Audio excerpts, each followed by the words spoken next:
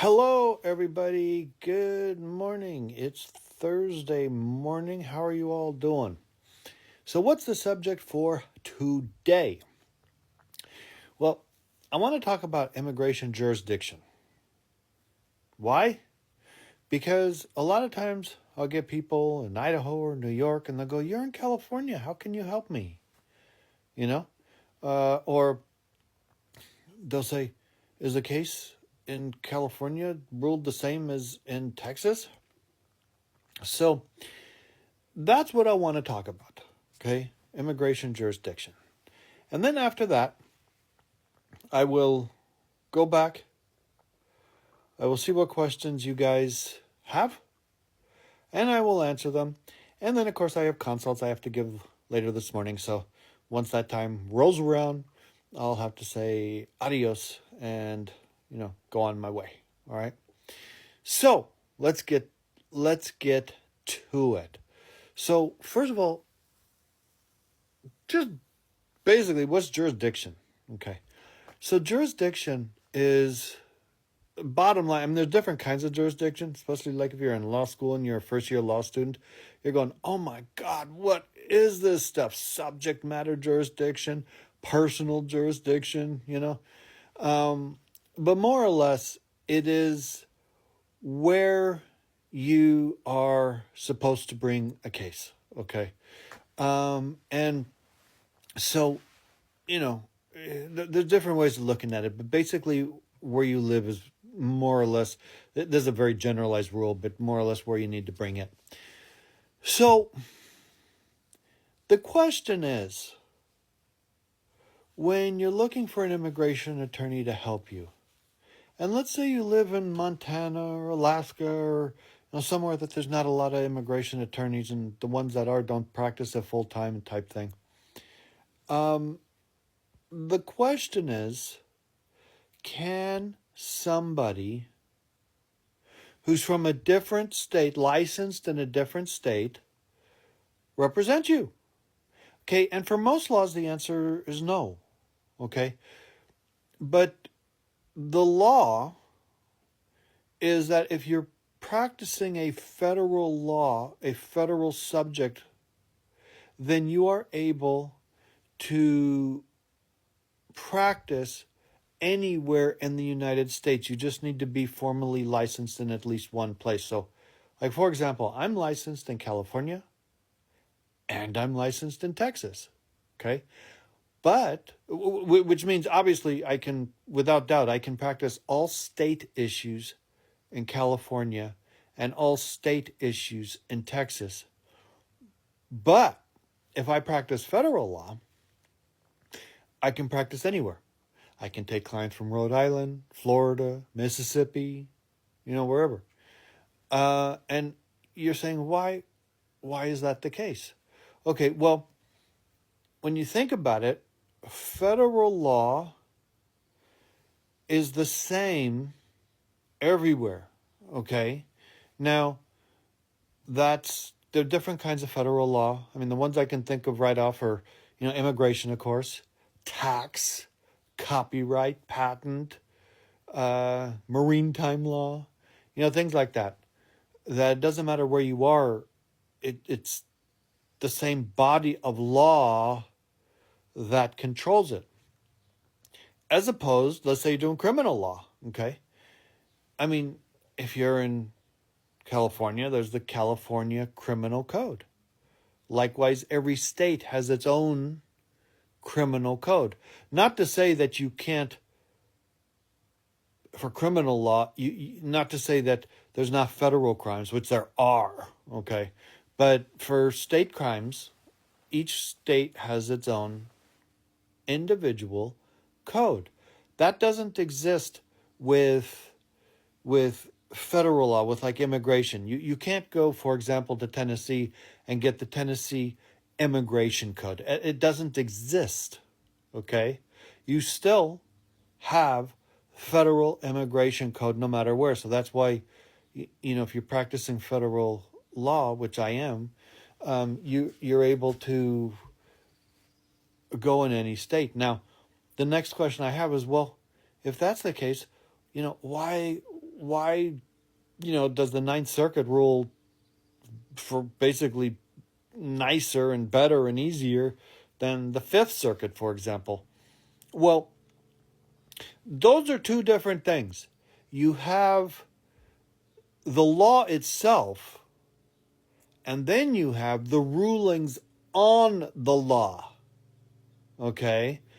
And for example, Texas, Fifth Circuit, California, Ninth Circuit. Okay? Fifth Circuit's more conservative. That's just a fact. And it's more difficult to get a lot of things through immigration-wise, even though the law's the same, because of the rulings of the district courts, of the federal courts, even the rulings of the Board of Immigration Appeals will differ depending on the circuit that you happen to be living in. So while I'm telling you I can practice everywhere, it doesn't mean I do the exact same thing no matter where I am. That's not true. Okay? Depending where I am representing the client will depend on the forms of relief I'm requesting, the type of relief I'm requesting, the manners of which I'm presenting the cases. I'll need to, of course, research how the BIA, the Board of Immigration Appeals, applies the laws there. I'll need to see how the circuit courts applies the laws there. So it's a matter of knowing what to do that allows me to represent clients all over the U.S. Okay, I always find it funny when, odd when, a client will say, what is the percentage of cases you've won for whatever? Like for 212H waivers or whatever it is, or for asylum cases. And it's such an irrelevant question because everything is different. If you take 100 asylum cases and you have some asylum cases in California, maybe, some asylum cases in New York, maybe some in Florida, maybe some in Texas, maybe some in Alaska, the application of how the judges generally rule on asylum cases is different everywhere. And then the facts are always different. The judges themselves are different. The reality is you could have one judge in room A and another judge in room B 10 feet down. Same jurisdiction, 10 feet down. And one might approve and one might deny. Okay, that's the reality. So the point is not what's the percentage of cases like lawyers don't keep, at least I don't. I've had up to the present time, I think I've opened since I started my career maybe 5,700 cases. So you can't really divide them in all the different subject areas of immigration. Do a calculus on, which ones won, which ones lost, why they might have lost, why they might have won. You just don't keep that. You become proficient and an expert at what you do, and you present the best case possible in the jurisdiction that you're in. Okay? That's how it works. So that's why I can represent people all over the U.S. So if your choice is to be able to walk physically into an office, with a lawyer who does immigration part-time versus just having a conference Zoom call, for example, with me, and then I, be able to run the case who does immigration all the time, you ought to pick the one who has more experience, who does it all the time. I mean, you wouldn't believe how easy it is, how it doesn't matter these days that you're not local. I mean, it hasn't for a long time, but really doesn't matter these days. Like, for example, the other day, there was a client that called. It was actually the fiance, and find out that the person's, his fiance's in detention, and he has to get someone to represent her. And again, I'm in California. She's in, I think it was Missouri. And the hearing was in 2 days. I mean, do you know if you had to fly there, you couldn't even hardly get a plane ticket to do all that. And whatever. But the way things are these days, you just fill out the necessary information.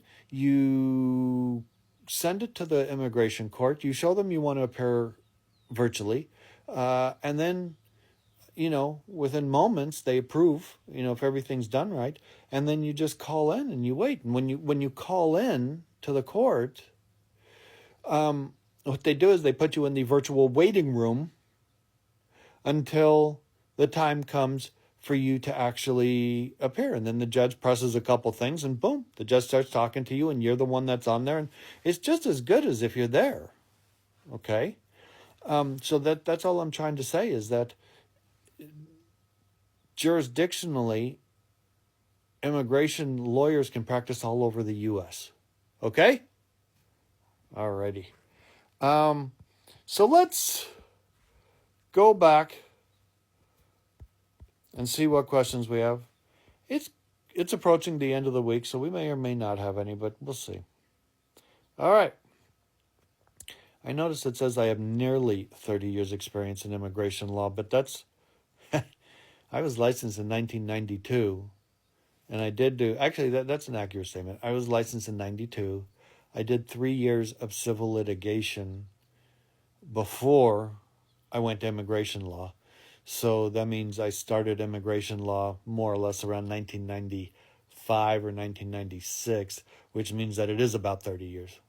Wow, time passes. Okay, let's see. Okay, be patient. Just going down, just seeing what we have. Okay. I know. There's nobody talking right now because I'm scrolling down just to see if and what questions we have. Give me a second. Okay. This is from F-22 Raptor, which those are really cool to watch fly, by the way. Are you a pilot? Are American citizens safe in the United States? Can they get deported as well? Well, I mean, I understand why you're asking that, and obviously pre-Trump, that would have not even been a question that people would have dreamed about asking. But I understand why you're asking it. And the answer legally is yes, American citizens are safe. And the answer is no, there's no jurisdiction to deport them. But given that I said that, the stuff that he's doing is beyond the pale. I mean, ripping Venezuelans that have a right to fight their case out of the country and just throwing them into maximum security prisons in El Salvador, getting orders from the Supreme Court and everywhere else that they need to return them and pretending like, the administration pretending like they can't, the administration just ignoring orders of the district courts, of various courts. I mean, it's just lunacy. So I can foresee that Trump throws out all of the law and says, well, your grandparents weren't born in the U.S., your parents weren't born in the U.S., so therefore, we have the right to deport you type thing, or, the laws making it so that even if you weren't born here but are a U.S. citizen because your parents were, you derived citizenship and so forth, or you naturalized, I can see him just ordering crazy lunacy, just procedures that not just violate the Constitution, but essentially pretend it doesn't even exist. So to answer your question, they're safe. But if something happens, you need to be prepared to fight it. Okay? Don't let them steamroll over you. Okay? If you know someone who's a U.S. citizen who's getting picked up or whatever it is, don't let them steamroll over you and fight the case. Okay? I mean, it's no pleasure having to fight if you're being improperly detained or if you're being improperly deported or whatever, but that's what you have to do. Okay? And by you, I mean get an attorney who knows how to fight these cases, like me, and fight them. Don't let this stand. Don't sit there and let the government pretend the Constitution doesn't exist. Okay? All right. What else do we have here? Thanks for all the hearts, everybody. We almost have 1,000. Oh, as I spoke, we have 1,000. Okay. By we, I mean me. I appreciate it. Okay. Raphael got the #1 gifter badge. Any news regarding the I-45 asylum base, or are they still paused? This is a good question, Moral, because here we have people, and yes, they're still paused. Here we have people who went through the laws of the United States, applied for asylum, fought their case. They could have lost. I mean, the majority of people do. But they won. And it was either appealed or not appealed, but it came back and they're ready to rock and roll. They're ready, per the law, after they won, to apply for asylum, to apply for the green card, 1 year after being granted asylum, and Trump snaps his fingers, says, stop it. Okay, there's no legal basis for it. Zero. Okay, zero legal basis for it. And again, it's like pretending the laws don't exist. Like you didn't go through everything you went through legally to do it. So there's all kinds of lawsuits that are up, and ultimately at the end they're going to say there's no justifiable reason for stopping en masse asylum applications. People who've won, and not asylum applications, people who've won asylum from getting the green card. You can't just snap your fingers and make laws on the books disappear. Can't do that. Okay, I mean, obviously, what he'll say is it's a national security risk and it's an invasion and this and that. And the reality is that if that were the case, then it would be an individualized case, which would have to be looked at individually, and then there'd have to be various motions and various things that would have to be done if that were the case under an individual basis. It's not, everybody who won asylum in the entire United States cannot apply for the green card now because they are a risk to the national security of the United States. Okay, do you see where I'm going with that? All righty. Maria got the #1 gifter badge. Okay, let's see. Let me just see what we have. Wait, I was just about to say this question and then it scrolled way up. Give me a second. Then I got to scroll up. Okay, is this where I was? Just a minute. Yazin, you like the live a lot. Thanks. Okay. Yeah, let me get to the next question. Okay. Hello, I filed my I-130 myself from my wife back in 22. Haven't heard back from them. It's only a receipt. Well, that's a long time. This is for Erasmo, especially if you're a U.S. citizen. If you're a U.S. citizen, you absolutely, definitely should have heard back by now. And it's time to do a writ of mandamus. Force them to make a decision, okay? That's where you sue immigration. I have people who go, well, if I sue them, they're going to get mad and they're never going to approve it. No. That's not how it works.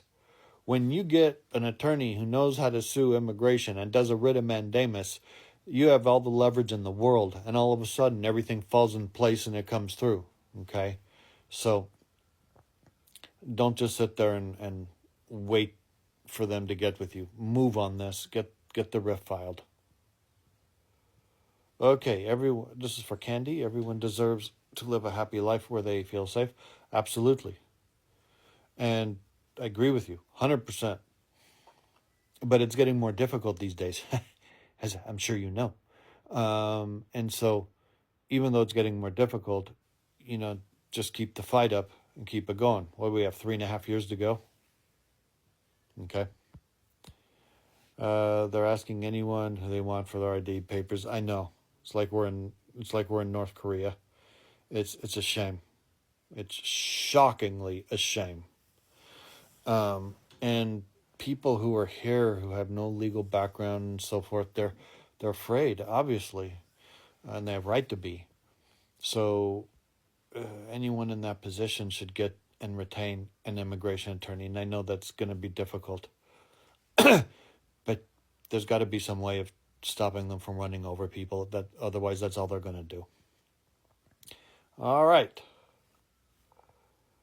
Just a minute. Did an interview for an I-485. Will one be required for, I think you're saying, will an interview be required for the I-751 removal of conditions?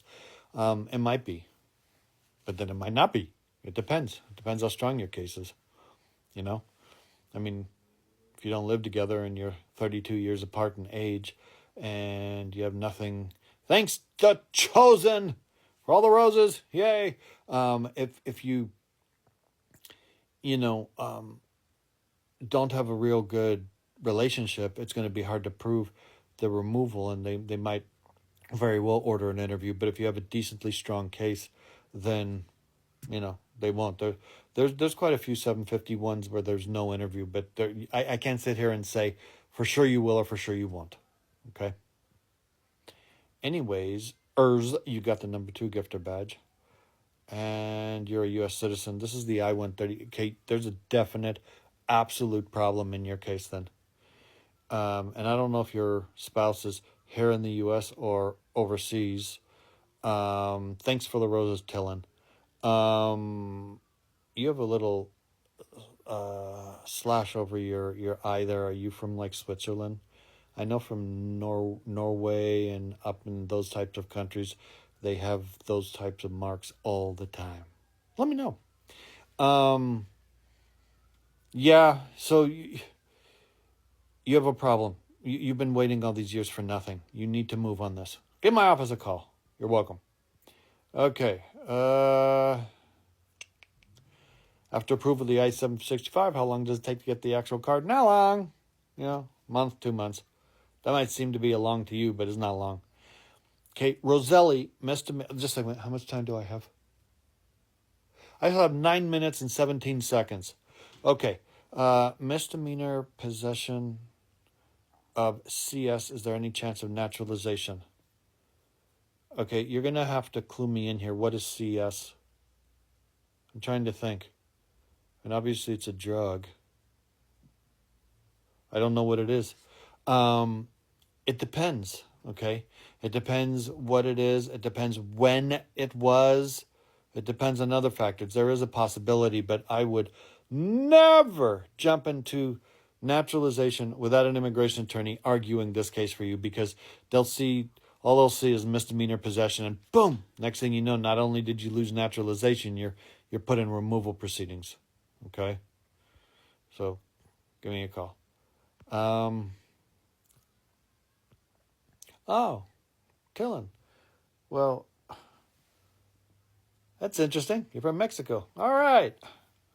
Okay, let's see. Controlled substance not specified? Are you kidding me? That's a strange conviction to have, where it's not even specified. I mean, for example, if it was marijuana under 35 grams, then of course there's a waiver for that for the green card. But it depends. Okay, it depends. I need to see. For at a minimum, the conviction needs to be over 5 years old. Okay. Okay. Whether something's a crime of moral turpitude, or whether this is for Alejandra, or whether it's an aggravated felony, depends on many factors. I have people who in state criminal law are convicted, for example, for misdemeanors, but those could be considered aggravated felonies under immigration law. I have people who are convicted of felonies in criminal law, state criminal law, and sometimes, for whatever reason, that doesn't even make them inadmissible in immigration law, so it all needs to be analyzed. Okay, Tillen. Hey, I applied for my husband's residency. How long does it take? I am a U.S. citizen. Well, some of that depends. Okay, if it's a straightforward case, he's in the U.S., you're doing an adjustment, and he qualifies, about a year.